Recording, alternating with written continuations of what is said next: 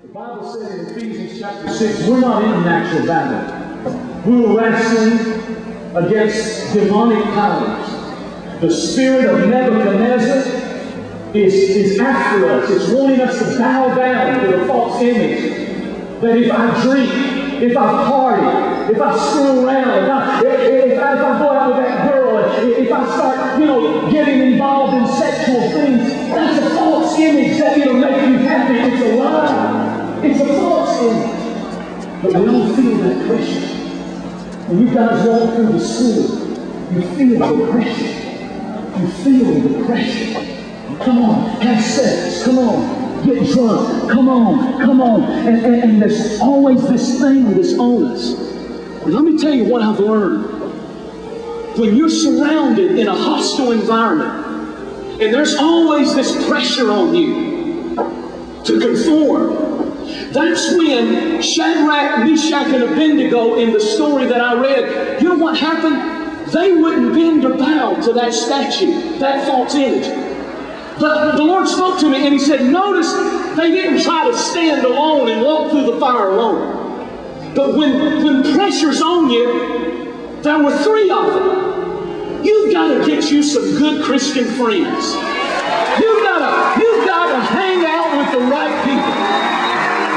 Because the good thing about when I'm weak, if I've got a friend that's strong, they'll come along and say, hey, I hadn't seen you in youth group on Wednesday night. Hey, I heard you went to that party Friday night and you don't have no business at that party. And I'm just going through a weak season. And then when I get back up, I can reach down and pick my friend up.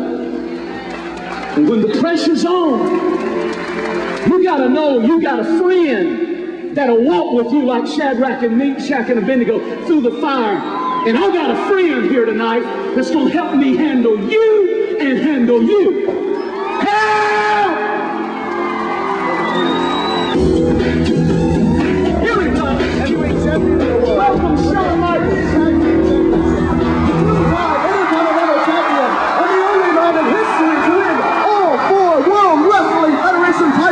You may know him as a heartbreak kid, showstopper, or the main event, but here at Winterfest 2005, we know him as Shaun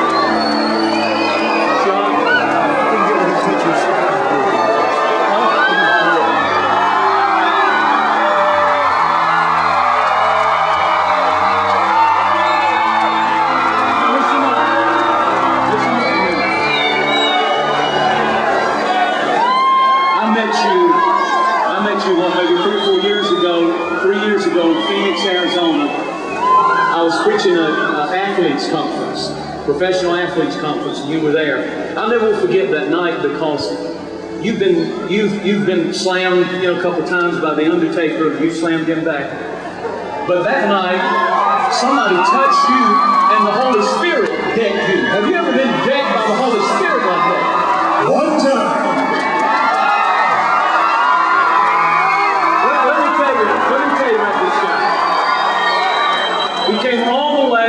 San Antonio. Let me tell you, he got saved, what, 3 years ago? 3 years ago, yes, sir. Set free, delivered. Listen to this, guys. Started going to Pastor John Hagee's church. And just wanting, this is what touched me about you. You know, they see the image. They see the superstar wrestler, the championship wrestler. But there's another side of Shaun. Listen to me carefully.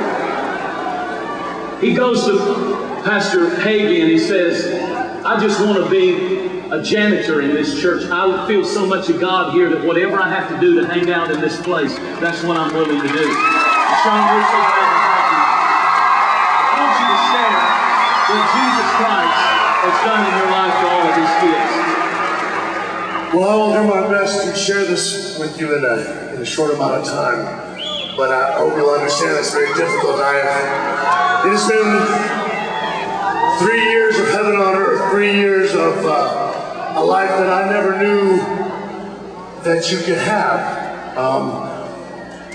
For 35 of my years, I walked around lost, and for 15 of them, I spent inside of a business that I gave into. I don't know if it overcame me or if I gave in. All I know is that at 35 years old, I was struggling.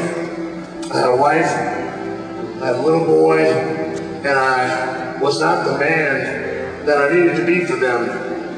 And that hurt me greatly. I had achieved everything that the world said makes you successful. I had been a world champion. I had been the best in my line of work. I had made a good living. I took care of all the things that you needed to take care of. On the outside, I was as normal as the next guy, but inside, I knew that there had to be something better. I was struggling with, and I'll be honest with you, I was struggling with,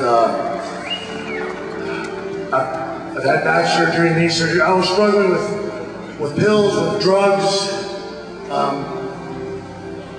everything you can imagine. And I tried, but I couldn't get rid of it. Can I just say something? Sure. See, there was a false image, wasn't it, to the lure of the world? I mean, you've had it all. You've had fortune, you've had fame, you've had the women. I mean, in your former life, you posed as Playgirl. You've done it all.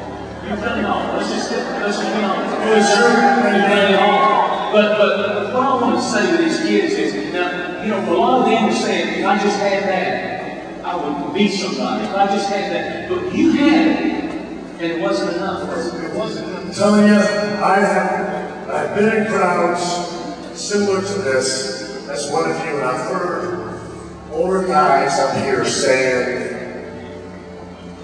that money doesn't make you happy, you can't buy happiness, all those kinds of things. And I'm gonna lie to you, I didn't buy it.